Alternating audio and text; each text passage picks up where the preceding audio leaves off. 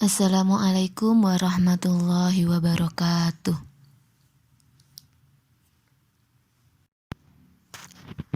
Bagaimana kabar kalian anak-anak? Sebelum kita memulai pembelajaran ini, mari kita berdoa terlebih dahulu. Berdoa dipersilahkan.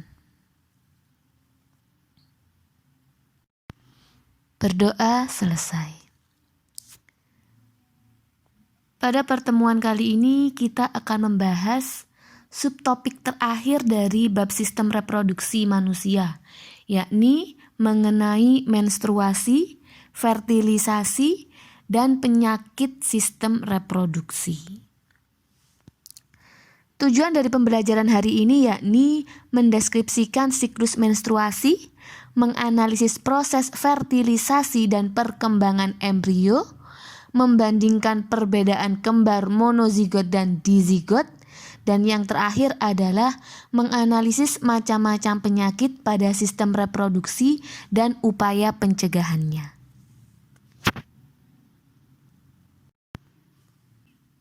Pada pertemuan sebelumnya, kita telah membahas tentang organ reproduksi pada pria maupun pada wanita.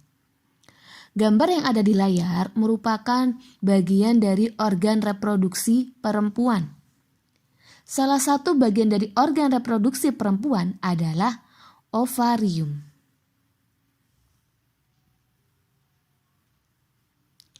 Di dalam ovarium terdapat kumpulan sel atau kita sebut dengan folikel.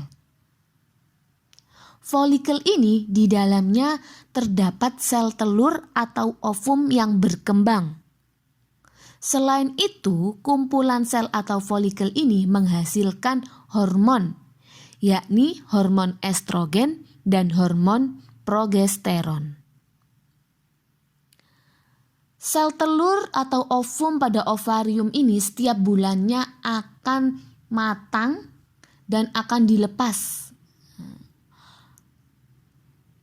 Proses lepasnya sel telur dari ovarium ini disebut dengan ovulasi.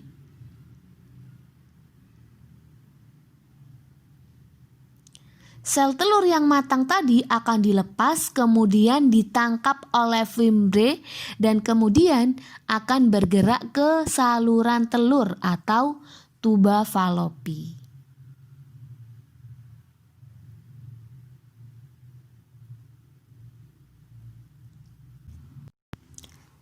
Sel telur yang dihasilkan oleh ovarium ini nantinya akan mengalami dua kemungkinan. Yang pertama, jika sel telur ini dibuahi oleh sperma, maka akan terjadi fertilisasi. Tetapi, jika sel telur yang dihasilkan ini tidak dibuahi oleh sperma, maka akan terjadi menstruasi. Apa itu menstruasi? Menstruasi merupakan pendarahan yang terjadi akibat luruhnya dinding sebelah dalam rahim atau kita sebut endometrium yang banyak mengandung pembuluh darah. Kita akan membahas lebih dalam tentang menstruasi. Jadi sel telur yang dihasilkan oleh ovarium, jika dia tidak dibuahi oleh sperma, maka akan terjadi menstruasi pada tubuh wanita. Siklus menstruasi sendiri terdiri dari 4 fase. Yang pertama adalah tahap fase menstruasi, yang kedua fase praovulasi, yang ketiga fase ovulasi, dan yang keempat adalah fase pasca ovulasi. Tahap 1 yakni fase menstruasi atau pendarahan. Pada fase ini, jika sel ovumnya tadi tidak dibuahi oleh sperma.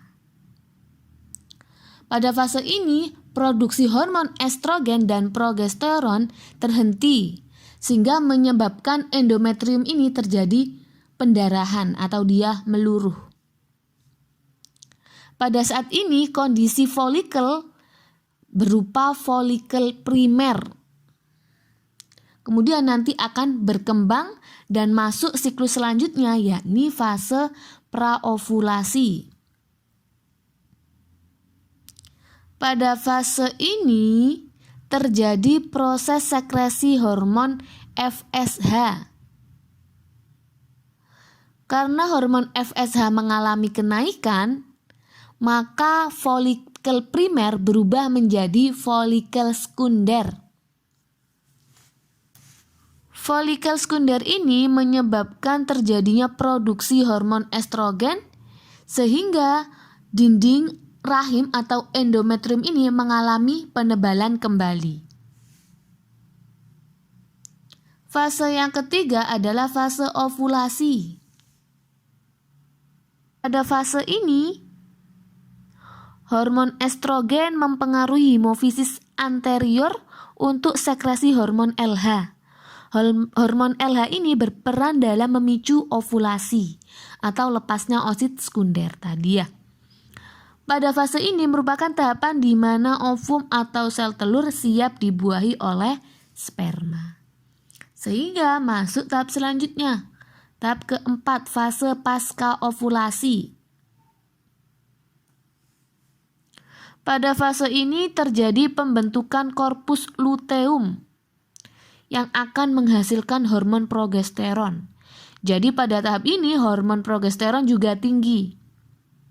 Hormon ini berperan dalam penebalan dinding endometrium.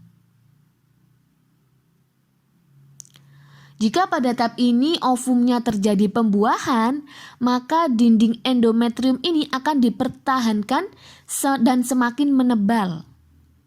Dan fase menstruasi tidak terjadi. Tetapi jika ovum ini tidak dibuahi, maka akan terjadi peluruhan endometrium dan terjadi menstruasi, mengulang lagi pada tahap pertama, yakni tahap fase menstruasi. Jadi siklus ini berulang-ulang-ulang. Jika ovumnya tidak dibuahi, akan terjadi menstruasi.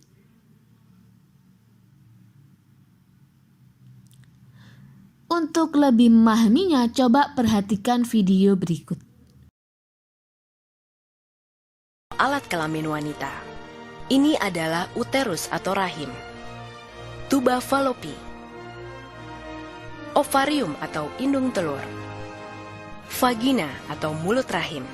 Mari kita perbesar ovarium untuk melihat perkembangan telur. Kita bisa melihat dalam ovarium di sebelah kiri, gambar berwarna ungu adalah sel telur yang sedang berkembang. Semenjak dilahirkan, seluruh sel telur yang dimiliki wanita tersimpan di dalam ovarium dalam keadaan tak berkembang.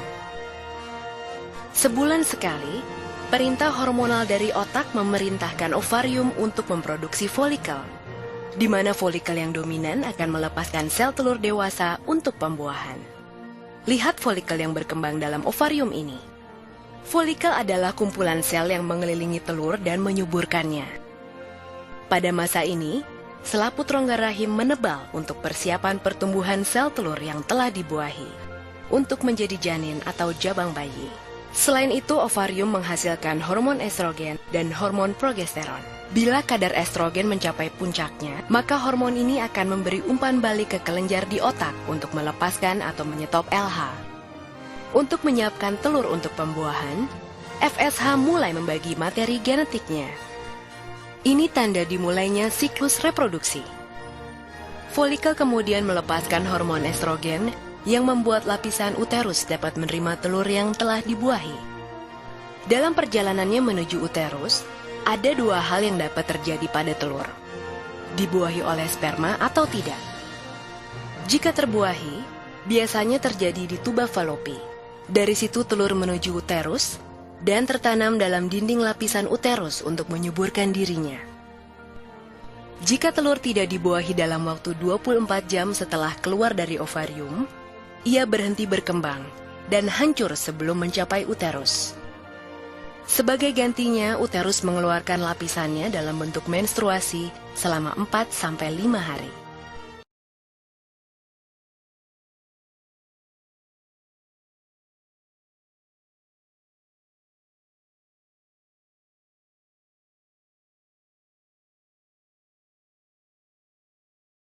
Masih ingatkah kalian?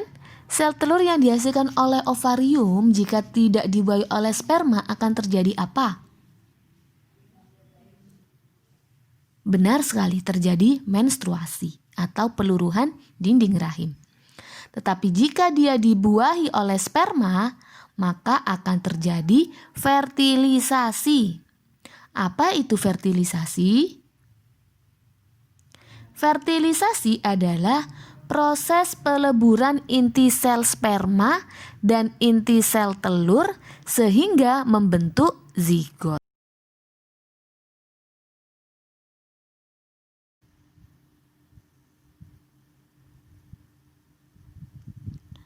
Gambar yang ada di layar merupakan siklus dari proses fertilisasi hingga implantasi atau penempelan.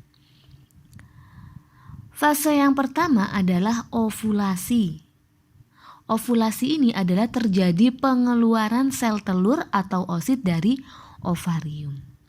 Setelah terjadi ovulasi, maka tahap yang kedua adalah fertilisasi, yakni peleburan inti sel telur dengan inti sel sperma, sehingga nanti akan terbentuk zigot. Ini adalah fertilisasi. Yang ketiga, setelah terjadi fertilisasi akan terjadi pembelahan, di mana satu sel zigot membelah menjadi 2, kemudian menjadi 4 sel dan seterusnya. Pembelahan ini terjadi di tuba falopi. Tahap yang keempat adalah pembelahan lanjutan, di mana pada pembelahan lanjutan ini zigot terus membelah sehingga terbentuk sekumpulan sel seperti buah anggur yang kita sebut dengan morula, seperti yang ada gambar di layar ya. Ini adalah morula. Setelah tahap pembelahan lanjutan ini akan terjadi tahapan kelima, yakni implantasi. Pada tahapan implantasi ini, morula tadi dia akan terus mengalami pembelahan sehingga terbentuk blastosit.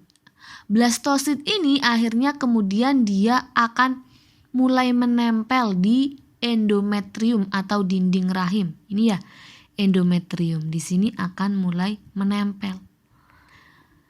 Penempelan di endometrium ini kita sebut dengan proses implantasi. Dari proses implantasi ini nanti zigot ini akan berkembang.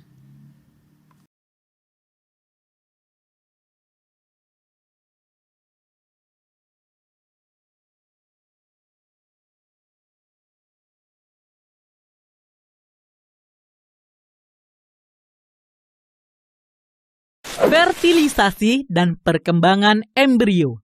Pada penjelasan sebelumnya, kamu telah mendengar kata fertilisasi. Peleburan antara sel telur dengan sperma dikenal sebagai proses fertilisasi atau pembuahan. Bagaimana proses fertilisasi dapat terjadi pada tubuh manusia? Untuk mengetahuinya, perhatikan penjelasan berikut. Ovum memerlukan waktu 4-5 hari untuk mencapai rahim, tetapi hanya dapat dibuahi paling baik pada 6-12 jam pertama. Jika sel telur pada ovarium telah masak, akan dilepaskan dari ovarium. Pelepasan telur dari ovarium disebut ovulasi. Setelah ovulasi, sel telur ditangkap oleh infundibulum dan segera menuju ke tuba falopi. Di saluran inilah terjadi pembuahan. Jumlah sperma yang ditampung sekitar 200-300 juta. Namun, biasanya hanya satu sperma yang mampu membuahi sel telur. Fertilisasi antara sel telur dan sperma menghasilkan zigot.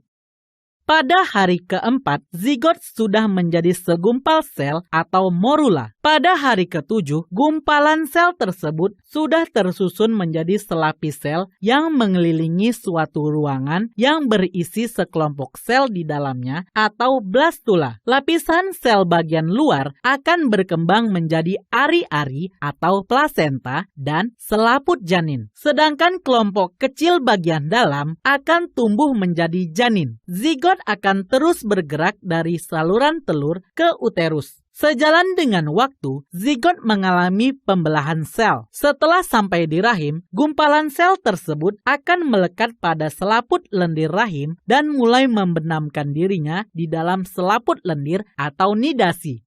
Zigot yang telah berada di rahim akan terus tumbuh dan berkembang menjadi embrio. Di dalam rahim, embrio mendapat makanan dari tubuh induk melalui plasenta atau ari-ari. Masa embrio atau masa kehamilan manusia sekitar 9 bulan 10 hari.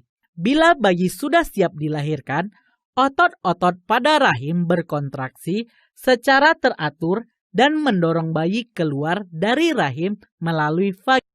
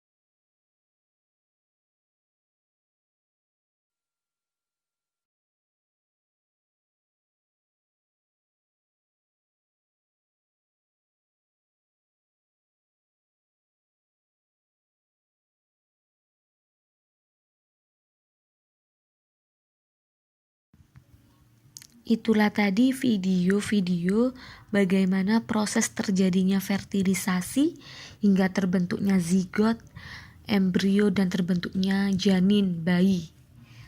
Bagaimana kita bisa lahir, itulah proses yang terjadi dalam tubuh seorang perempuan. Untuk materi tentang perbedaan kembar monozigot dan dizigot, serta penyakit pada sistem reproduksi, bisa kalian baca di materi yang telah Ibu kirim di grup. Kalian juga bisa membaca di LKS ataupun buku paket IPA yang telah kalian miliki. Sekian pertemuan kita hari ini, pembelajaran hari ini. Sebelum kita menutup, mari kita membaca doa. Alhamdulillahirabbil alamin. Subhanakallahumma wa bihamdika asyhadu an la ilaha illa anta astaghfiruka wa atubu ilaik. Sekian pembelajaran hari ini. Wassalamualaikum warahmatullahi wabarakatuh.